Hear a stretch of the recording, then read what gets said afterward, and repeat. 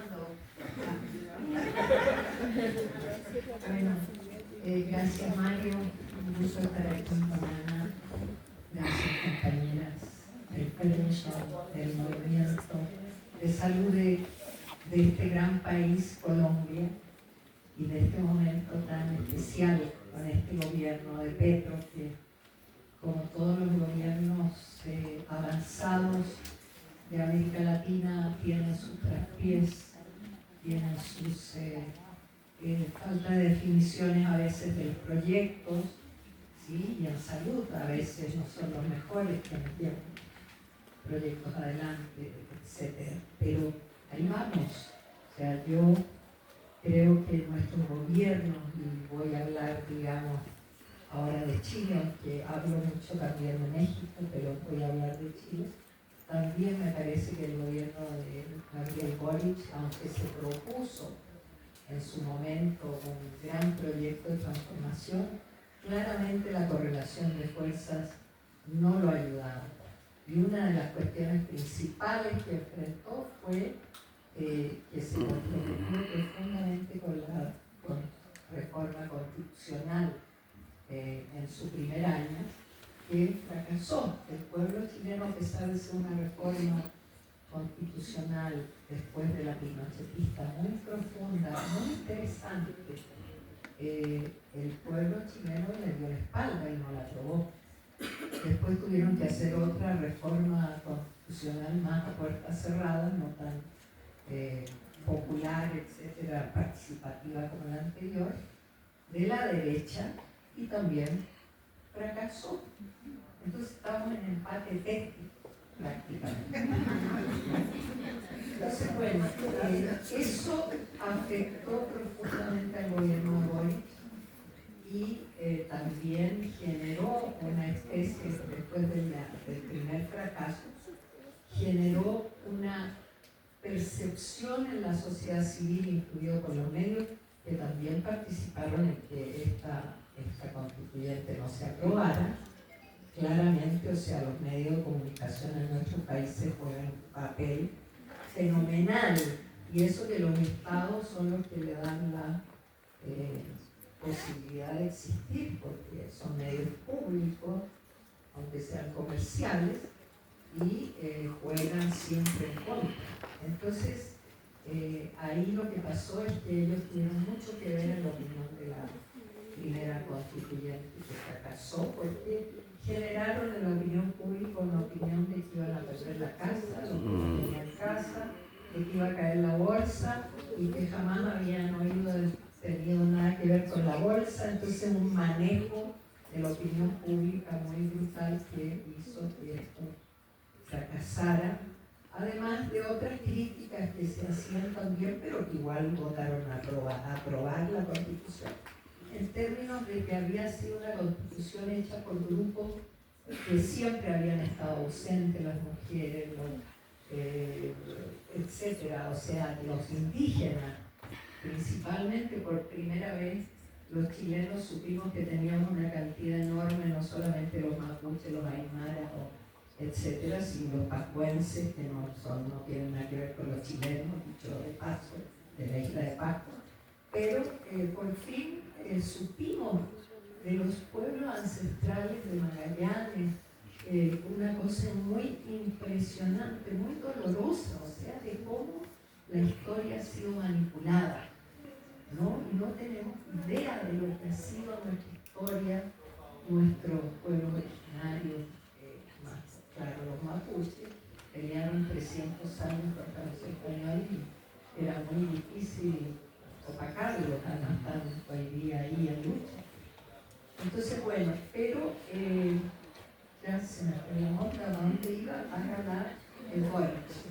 Entonces, bueno, Boric en su primer año empieza a tener una desaprobación importante, pero yo quiero decir que Boric representa a los sectores jóvenes, universitarios, que se involucraron con la política después de una desafectación muy profunda de amplios sectores sociales por la política, porque claro, veníamos de una historia bastante fea, digamos, y ahora voy a hacer un pequeño relato de esa historia.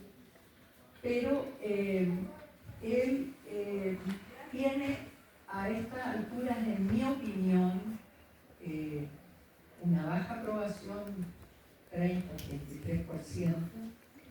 Sin embargo, logró hacer algunas políticas interesantes en medio de una, y muy criticadas a la vez, y yo también las critico, por ejemplo, una reforma contra las pensiones, que no es directamente atacar a las AFPs o los fondos de pensiones, porque está difícil. Hoy día en México también los profesores están peleando porque se derogue la ley del ISSSTE, que privatizó las pensiones de los trabajadores del Estado. Pero es todo un tema.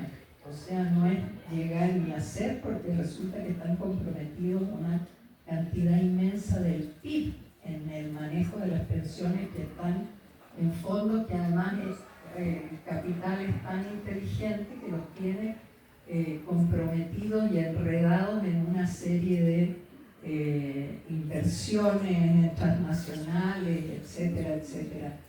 Y aunque hay una parte del capital que lo maneja el Estado, igual que en Chile, pero esto es desarmar un ovillo profundamente complejo, y yo pienso que en algún momento lo tendremos que hacer, pero para eso necesitamos una correlación de fuerza en los países y además una alternativa que garanticen el pago de las pensiones en otro sentido, porque imagínense que ahora las pensiones son mínimas para los trabajadores. Cuando se reforme en sentido democrático, será que la gente se jubile con su salario.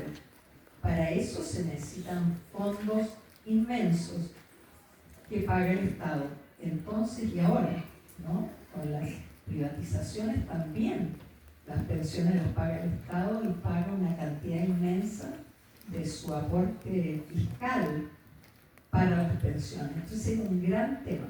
Pero entonces lo que se ha optado por hacer, y en el caso, vuelvo al caso de Chile, es que las pensiones se han buscado una vía paralela, también en México y en Colombia también.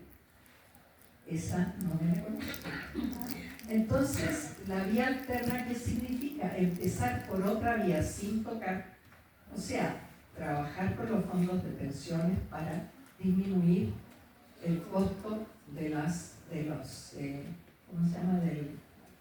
que paga el sujeto por administración, que es una vergüenza, ¿no? Se ha disminuido las cuotas.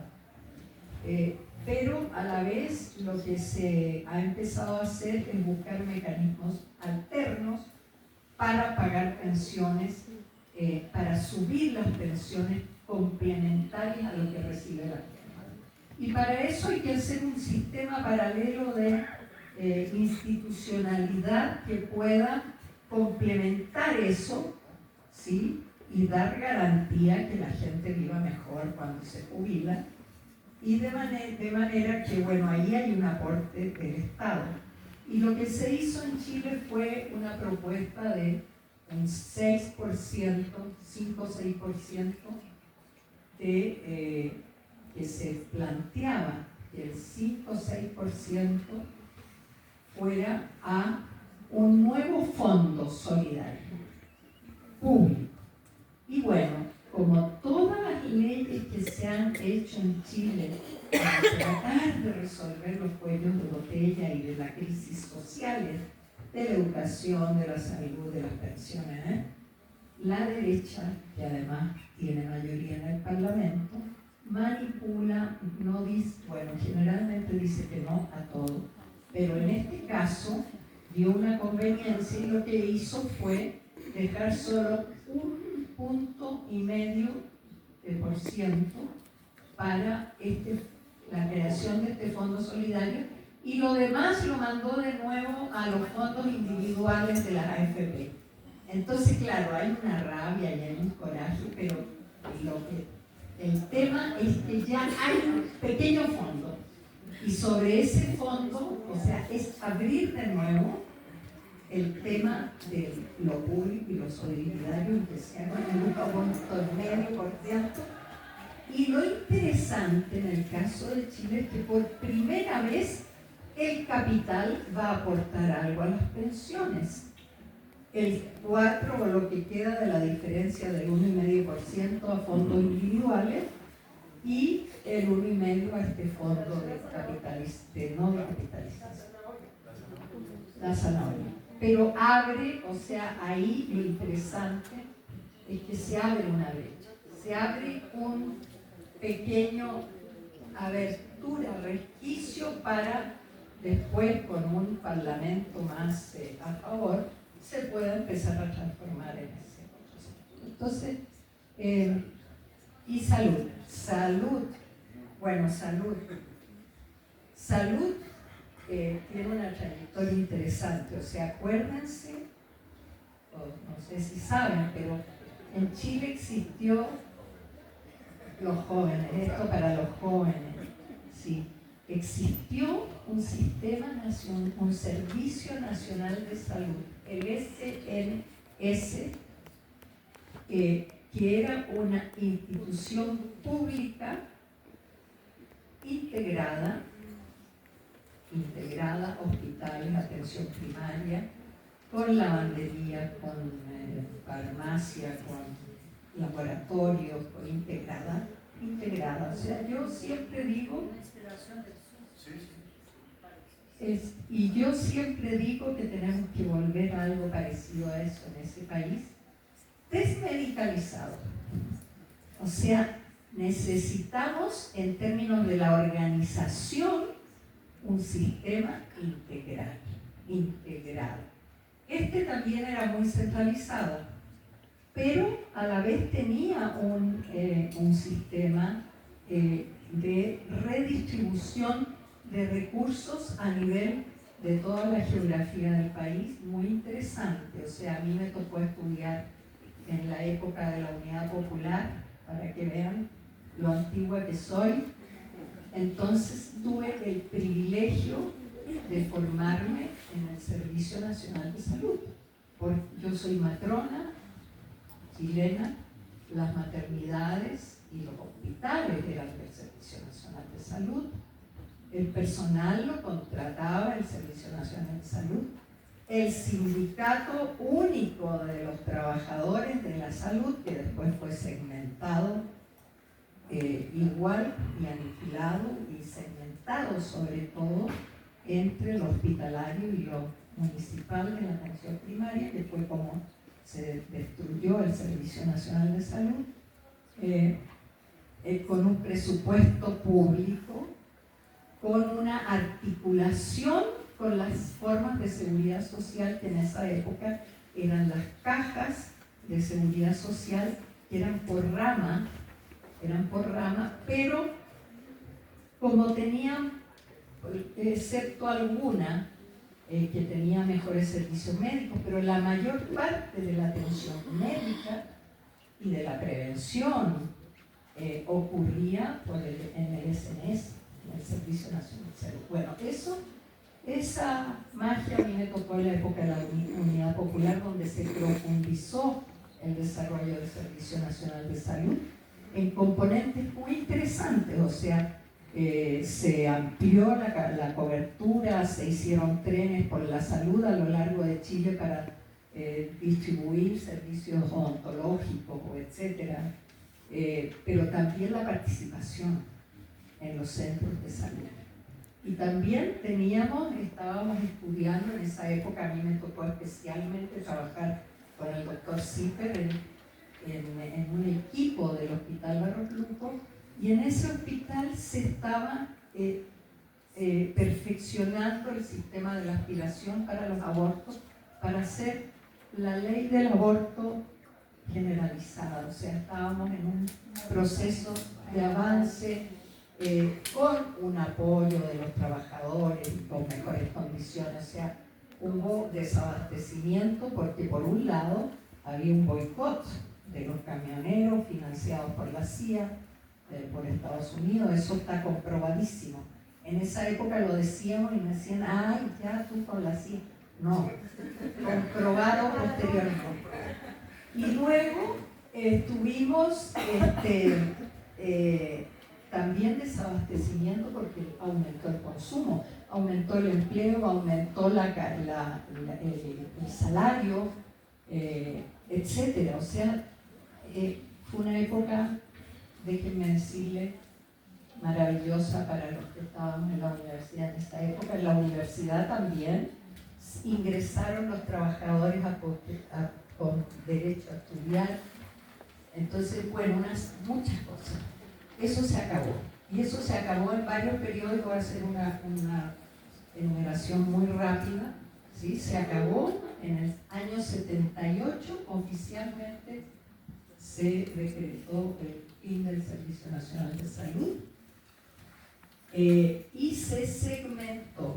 Entonces de ahí se formó el Fondo Nacional de Salud, el sistema hospitalario, el sistema de atención primaria separada de los hospitales que se entregaron a las municipalidades. Se acabó con todo esto, porque decía zapatero a tus zapatos, nada más se acabaron las lavanderías y se empezó a contratar servicios privados y se acabó con esta integralidad. En el año 80 se hace la Constitución pinochetista, que ya ratifica al poder dictatorial como legal. En el año 81 se habían tenido muchos años para pensar las transformaciones, y una de las principales es la creación de las ISAPRES y de las asociaciones de fondos de pensiones. ¿Con qué? Con los fondos de los trabajadores.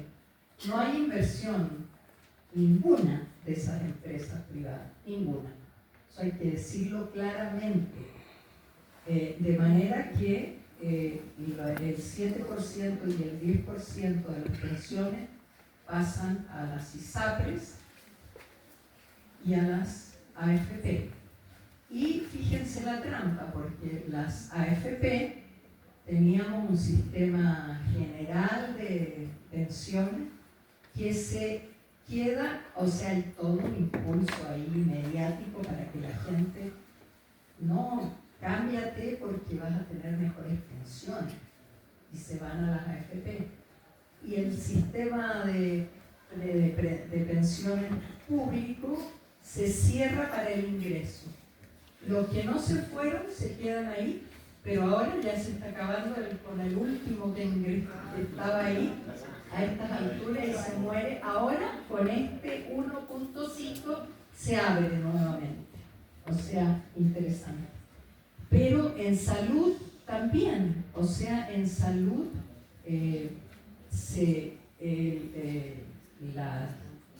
se van del fondo público a las ISAPRES, los más ricos, los más sanos, los más jóvenes, los más productivos, y se vacía económicamente el fondo, el FONASA, pero se queda ahí el 80% de la población.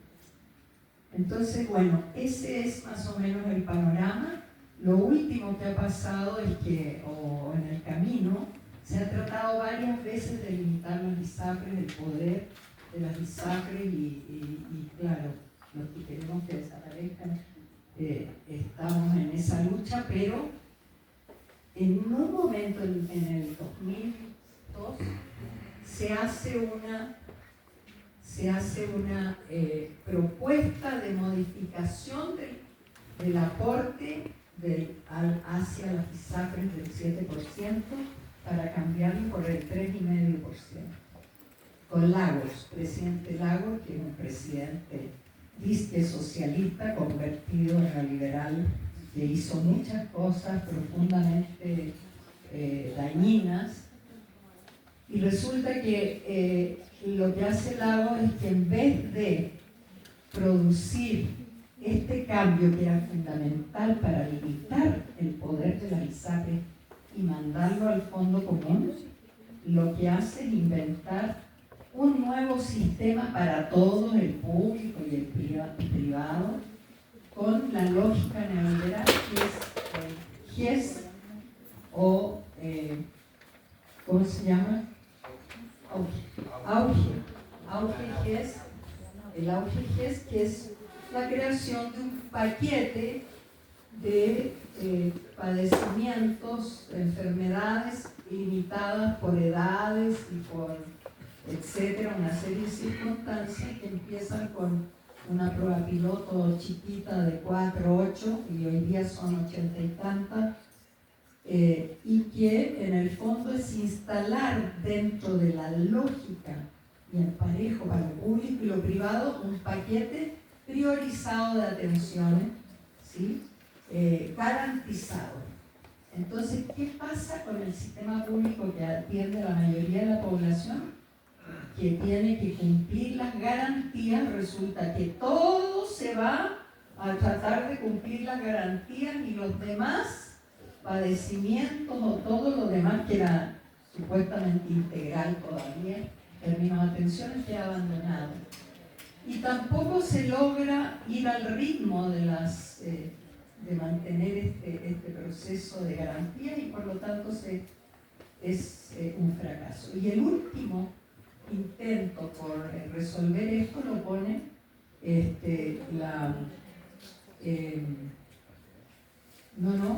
¿cómo se llama? Tengo aquí a mi mano. Pero la Constitución en el 2010, ¿cómo se llama?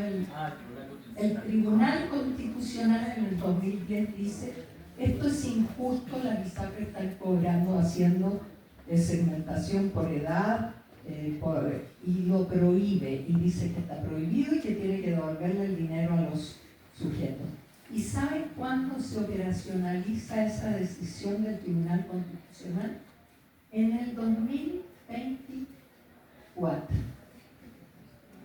donde la Corte, o 23, 24, donde la Corte Suprema dice: a ver, ya pasaron muchos años, es hora de que cumplan. Y entonces exige, le da al gobierno, le dice: gobierno, organiza esto, y con el Congreso, y le dice: en un año tienes que tener un plan.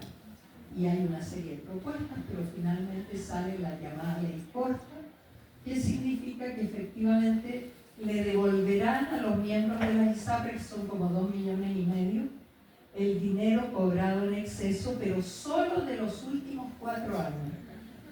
¿Y saben cómo se lo están devolviendo? Si son 6 millones, por ejemplo, de pesos, que hagan la traducción, está como a 980 el dólar, se lo están devolviendo de a 500 pesos por mes.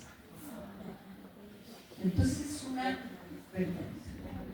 Entonces, bueno, yo diría que ese es el último paso de la trampa y no podemos fortalecer mientras tanto el sistema público.